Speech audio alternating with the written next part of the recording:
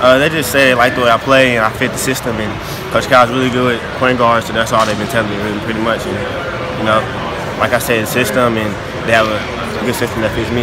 Have they compared you to anybody else they've had kind of come through? He has a little bit, kind of Jamal Murray, a little bit of Tyler Ulis as far as on the defense end, but that's pretty much it.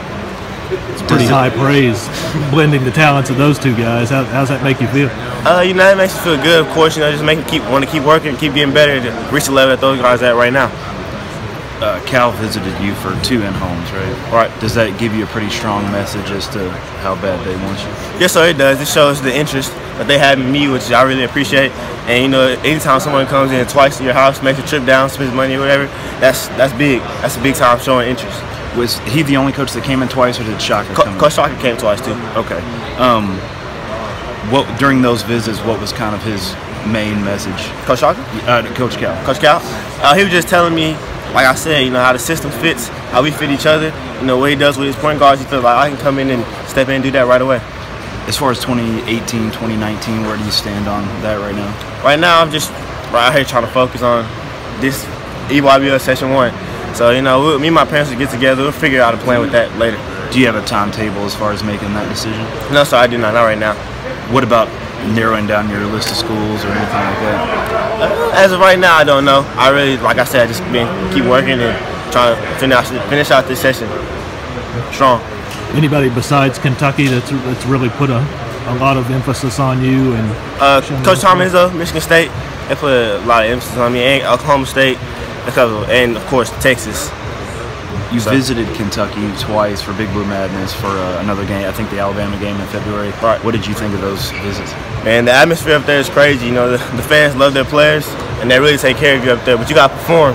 That's one thing I realized. You know, I mean, they're gonna love on you, win or lose, but those fans really love basketball. So as long as you perform and doing well, the fans gonna be behind you, even if you're losing. But they'll still be behind you.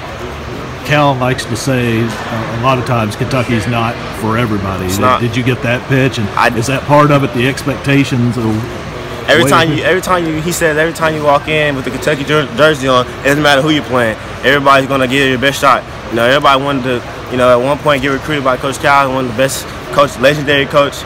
And you know, just that Kentucky putting on that jersey, he says, no one's gonna back down from it. So you got to be ready for the challenge, not for everybody. Is that appealing to you? Do you like that kind of? I like challenge. It doesn't matter where I'm at, who I'm playing with. You know, if someone's gonna come at me, I'm definitely gonna go right back at them. So I mean, challenge is really good for competition. That's what we play basketball for. Have they talked about seeing you play on the ball, off the ball? Where do they kind of see you fitting in with that? He just said, you know, I just play my game. You know, on the ball, off the ball.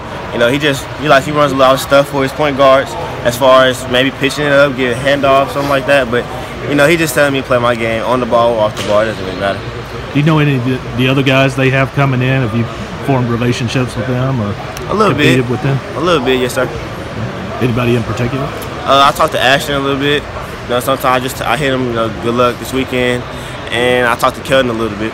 Kelton Johnson, 2018 class. Possibility you and Ash, you know, you could play together. How do you see your skills?